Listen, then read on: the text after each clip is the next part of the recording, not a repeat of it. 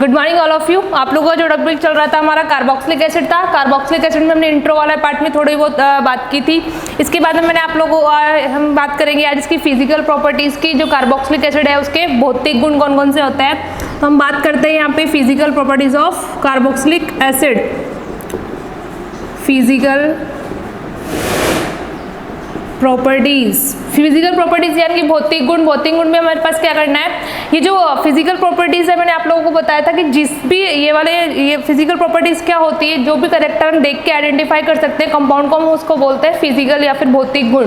और यदि हम केमिकल रिएक्शंस के थ्रू कोई उसके जो करेक्टर होते हैं उनको आइडेंटिफाई करते हैं तो उनको बोलते हैं हम केमिकल जो प्रॉपर्टीज होती है, केमिकल जो करेक्टर होते हैं वो।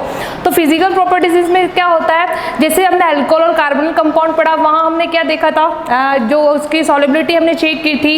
इसके अलावा उसका जो कलर था वो हमने चेक किया था। इसके अलावा जो विलेयता जो कौन कौन से में वो सॉल्युबल हो रहा था। इसके अलावा उसके बाद में गलनांक, क्वथनांक, मेल्टिंग पॉइंट और बॉइलिंग पॉइंट, इन सब की हमने बात की थी।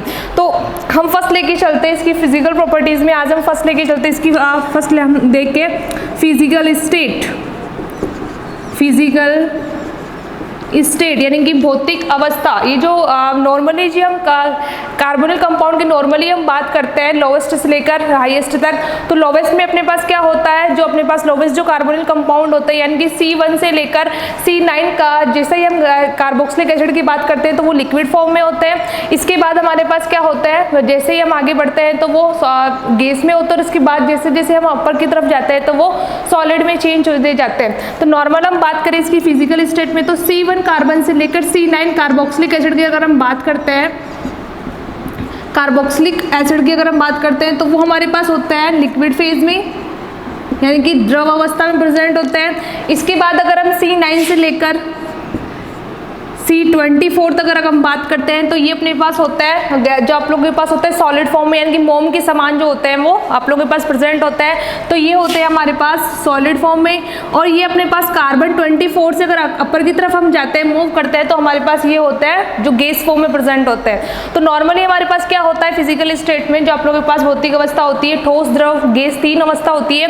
ये अपने पास होती है फिजिकल स्टेट। इसके बाद हम बात करते हैं इसकी सॉल्युबिलिटी, जल में विलेयता या फिर सॉल्युबिलिटी। जैसे ही हम देखते हैं तो नेक्स्ट हमारा जो है वो है सॉल्युबिलिटी यानी कि विलेयता की अगर हम बात करते हैं तो मैंने आप लोगों को जो कार्बोनिल कंपाउंड और अल्कोहल पढ़ाया था तो वहाँ पे भी मैंने बताया था कि जो विलायक होता है आप लोगों के पास वो 2 टाइप का आप लोगों के पास होता है, 2 प्रकार का होता है। एक तो ध्रुवीय विलायक और एक होता है अध्रुवीय विलायक। तो ध्रुवीय विलायक क्या होता है, जिसमें पोलर अपने पास इजीली में अपने पास पोलर आइडेंटिफाई हो जाता है, आप लोगों के पास सेपरेट हो जाते हैं पोलर, उनको हम बोलते हैं। जो पोलर आप लोगों के पास होता है उसके इसलिए हम उसको बोलते हैं। जो आप लोगों के पास जैसे ध्रुवीय विलायक हम बोलते हैं पोलर सॉल्वेंट, और जिसके पास पोलर नहीं होते, चार्ज नहीं होते हैं, तो उनको हम बोलते हैं नॉन पोलर सॉल्वेंट।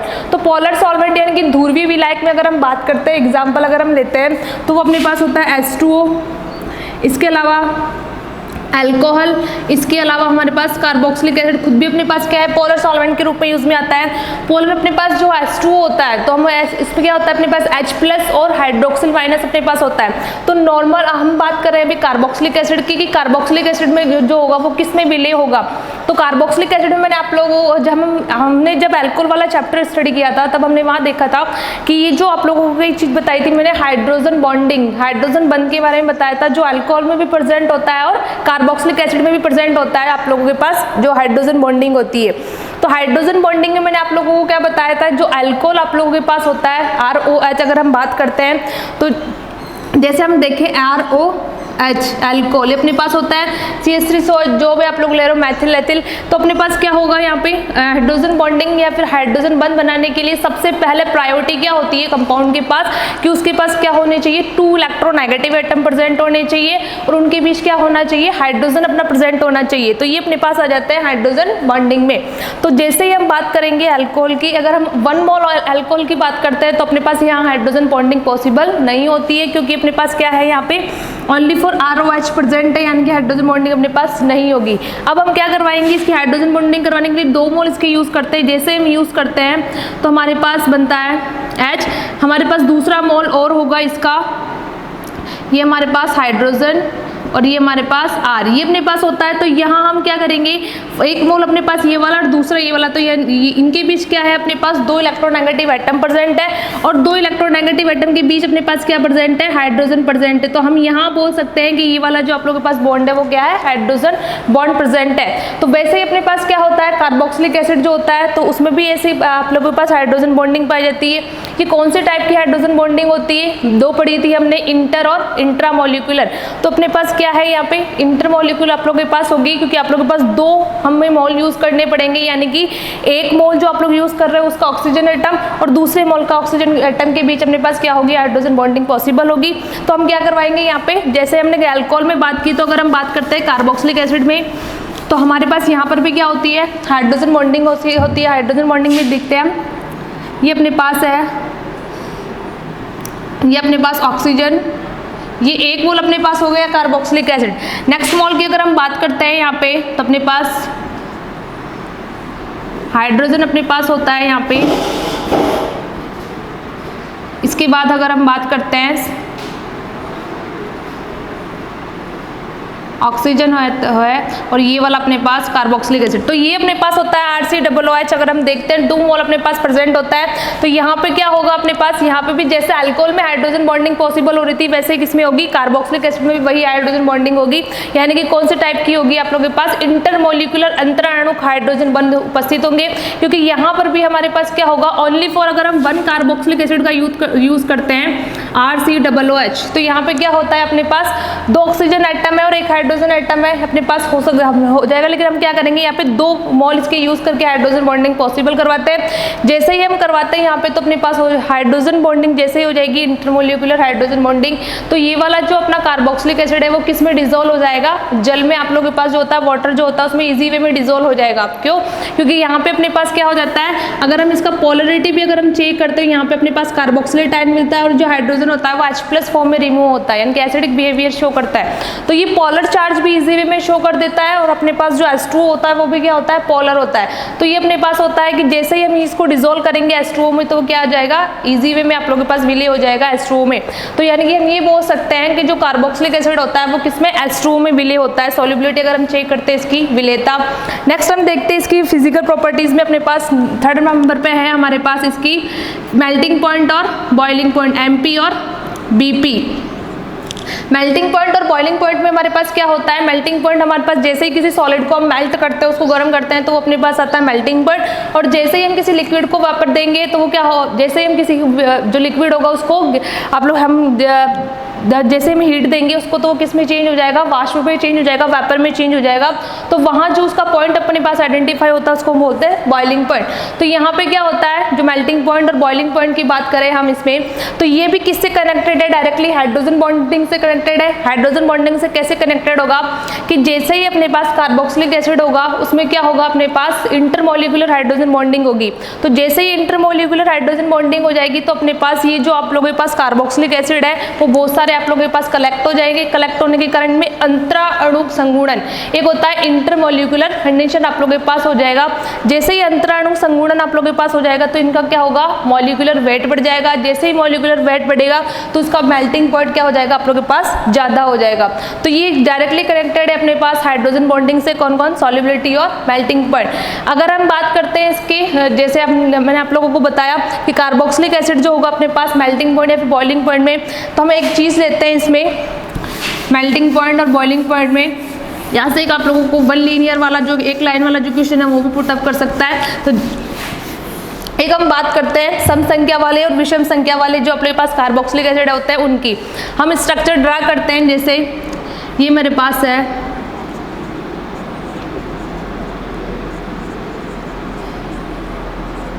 ये अपने पास क्या है, इवन नंबर वाले कार्बोक्सिलिक एसिड है, यानी कि सम संख्या वाले कार्बोक्सिलिक एसिड है। और एक हम ड्रा करते हैं ऑड नंबर वाले, यानी कि विषम संख्या वाले कार्बोक्सिलिक एसिड के स्ट्रक्चर ड्रा करते हैं।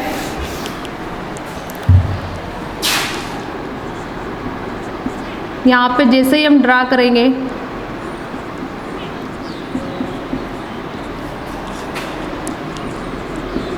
तो ये अपने पास क्या है, ऑड नंबर वाले 1 2 3 4 अपने पास पेंटेन यहाँ पे प्रेजेंट है, पेंटेनोइक एसिड, और इसे हम बोलेंगे ब्यूटेनोइक एसिड। तो यहाँ पे क्या है अपने पास ऑड नंबर वाले यानी कि विषम नंबर वाले क्या है, कार्बोक्सिलिक एसिड प्रेजेंट है, और यहाँ पे क्या है इवन नंबर वाला कार्बोक्सिलिक एसिड प्रेजेंट है। तो हम बात करते हैं इनकी इवन नंबर वाले और ऑड नंबर से क्या डिफरेंट होता है कि जैसे ही हम क्या करेंगे इवन नंबर यानी कि सम संख्या वाले कार्बोक्सिलिक एसिड की बात करते हैं, तो इससे जस्ट नीचे यानी कि ये क्या है अपने पास 4 नंबर वाला है, तो इससे जस्ट नीचे यानी कि 3, और इससे जस्ट ऊपर यानी कि 5, यानी कि 5 आप लोगों के पास 3 और 5 जो ऑड नंबर वाले विषम संख्या वाले कार्बोक्सिलिक एसिड होंगे, उनकी कंपैरिजन में ये जो 4 वाला होगा इवन नंबर वाला सम संख्या वाला कार्बोक्सिलिक एसिड होगा, उसका जो आप लोगों के पास गलनांक होगा वो ज्यादा होगा। ऐसा क्यों होता है, क्योंकि हम देखते हैं जैसे मैंने आप लोगों को यहाँ पे सामने स्ट्रक्चर ड्रा की है, तो यहाँ पे क्या है अपने पास इवन नंबर कार्बोक्सिलिक एसिड में क्या है, ये वाला जो लास्ट वाले जो अपने पास मैथिल ग्रुप और जो कार्बोक्सिलिक ग्रुप है, अगर हम इनकी डायरेक्शन देखते हैं तो ये जो मैथिल ग्रुप और जो कार्बोक्सिलिक ग्रुप है वो क्या है डिफरेंट डायरेक्शन में आप लोगों के पास प्रेजेंट है। ये वाला आप लोगों के पास नीचे वाले साइड और ये वाला ऊपर वाले साइड अगर हम देखते हैं इसको, तो डिफरेंट डायरेक्शन में अटैच होने के कारण जैसे ही कोई दूसरा कार्बोक्सिलिक एसिड के पास आएगा तो वो क्या हो जाएगा, यहाँ से इसकी बॉन्डिंग शो कर देगा। तो जैसे ही अपने पास यहाँ से इसकी बॉन्डिंग शो होगी तो वो क्या हो जाएगा अपने पास एक जिसको आप लोग बोलते हो सॉलिड स्टेट, जिसको बोलेंगे हम सॉलिड स्टेट में ये चेंज हो जाएगा ठोस अवस्था में। तो वही चीज अपने पास हो जाएगी कि यहाँ पे अंतराणु जो आप लोगों के पास संगुणन होगा वो ज्यादा हो जाएगा। अंतराणु संगुणन होने के कारण इसका जो आप लोगों के पास मेल्टिंग पॉइंट होगा वो ज्यादा हो जाएगा। तो ये चीज आप लोग ये होगी कि हमारे पास जो सम संख्या वाले कार्बोक्सिलिक अम्ल होते हैं उनका जो आप लोगों के पास गलनांक होता है वो ज्यादा होता है विषम संख्या वाले कार्बोक्सिलिक एसिड के कंपैरिजन में। यहाँ देखते हैं हम इसके स्ट्रक्चर देखते हैं, तो ये वाला CH3 ग्रुप यानी कि मैथिल ग्रुप, और ये जो कार्बोक्सिलिक एसिड जो ग्रुप है वो एक ही डायरेक्शन में प्रेजेंट है, एक ही दिशा में उपस्थित है। तो जैसे ये एक ही दिशा में उपस्थित होगा तो जो दूसरा कार्बोक्सिलिक एसिड आएगा वो इससे अरेंजमेंट शो नहीं कर पाएगा, व्यवस्थित नहीं हो पाएगा। जैसे ही व्यवस्थित नहीं हो पाएगा तो इसका जो मेल्टिंग पॉइंट है आप लोगों का वो क्या हो जाएगा, डिक्रीज हो जाएगा। तो ये इंपॉर्टेंट बात है कि आप लोगों के पास जो सम संख्या वाले कार्बोक्सिलिक एसिड होते हैं उनका गलनांक ज्यादा क्यों होता है विषम संख्या वाले कार्बोक्सिलिक एसिड के कंपैरिजन में। तो बस एक नॉर्मल चीज है कि अपने पास क्या होगा, इसमें अंतराणु संगुणन पाया जाएगा, अंतराणु संगुणन के कारण क्या हो जाएगा, इनका मेल्टिंग पॉइंट ज्यादा हो जाएगा। तो ये 2-3 आप लोगों के पास कैरेक्टर थे कि अपने पास फिजिकल प्रॉपर्टीज में फर्स्ट हमने बात की इसके फिजिकल स्टेट की, भौतिक अवस्था की, नेक्स्ट हमने बात की इसकी सॉल्युबिलिटी की, विलेयता की, उसके बाद में हमने देखी यहाँ पे आप लोगों को मेल्टिंग पॉइंट और बॉइलिंग पॉइंट, ये 3-4 कैरेक्टर है। इसके बाद हम बात करते हैं इसमें acidic behaviour of carboxylic acid. जो कार्बोक्सिलिक एसिड होगा उसमें अम्लीय प्रकृति पाई जाती है, तो हमें पता ही है। देखते हैं इसमें कैसे कार्बोक्सिलिक एसिड में अम्लीय प्रकृति होती है। तो हम बात करते हैं इसकी एसिडिक बिहेवियर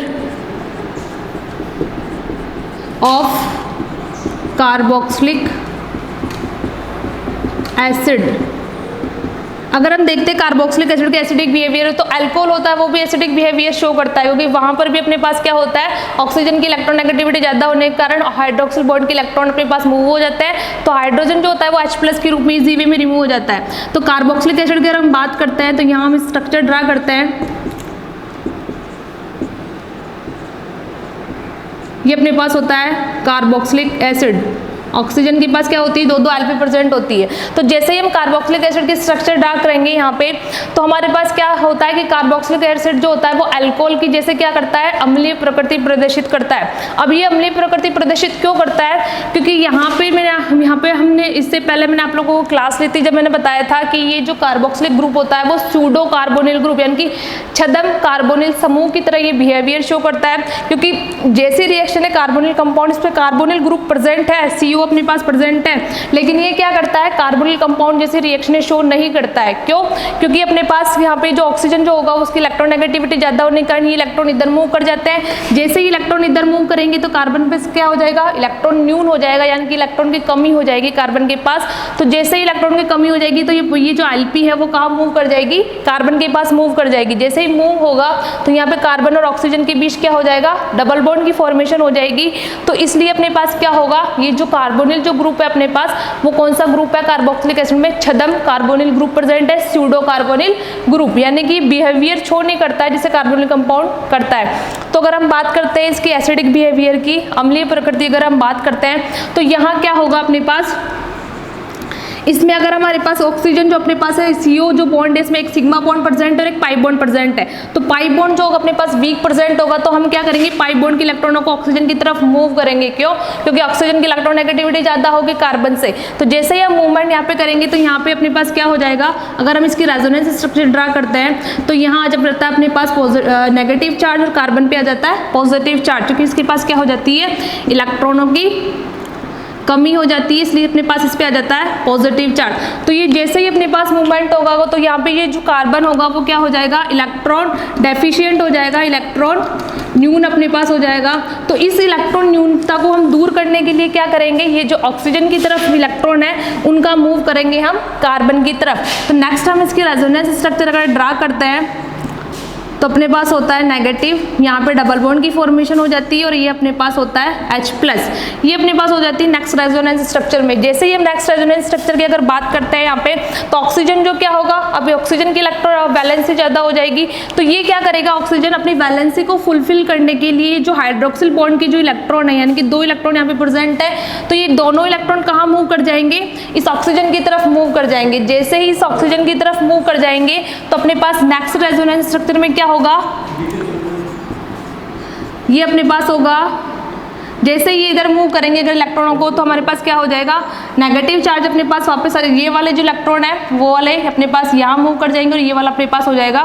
जैसे ही होगा तो हमारे पास क्या बन जाएगा, कार्बोक्सिलेट आयन प्लस हमारे पास क्या हो जाएगा, H+, यानी कि हाइड्रोजन जो होगा हमें H+ के रूप में इजी वे में मिल जाएगा, प्रोटॉन के रूप में। तो यही हमारा था कि कार्बोक्सिलिक एसिड जो होता है वो एसिडिक बिहेवियर या अम्लीय प्रकृति कैसे शो करता है, क्योंकि हमारे पास जैसे हम इसकी रेजोनेंस स्ट्रक्चर ड्रा करते हैं तो हाइड्रोजन जो होता है, हाइड्रोक्सिल जो बॉन्ड के इलेक्ट्रॉन होता है उसमें अपने पास हाइड्रोजन जो होता है वो इजी वे में रिमूव हो जाता है, यानी कि बाहर निकल जाता है प्रोटॉन के रूप में।